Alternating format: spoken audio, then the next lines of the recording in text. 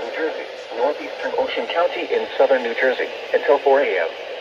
At 11:59 p.m., Doppler radar indicated thunderstorms producing heavy rain across the warned area.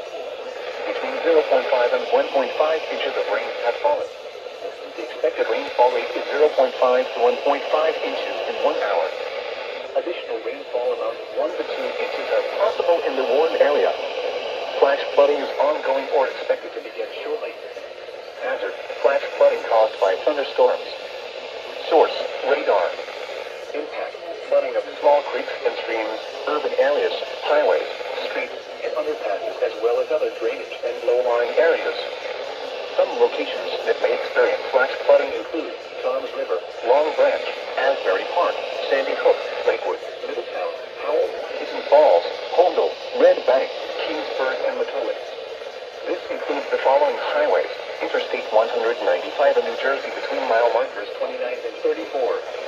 Garden State Parkway between mile markers 88 and 119. Turn around. Don't drown when encountering flooded roads. Most flood deaths occur in vehicles. Be especially cautious at night when it is harder to recognize the dangers of flooding.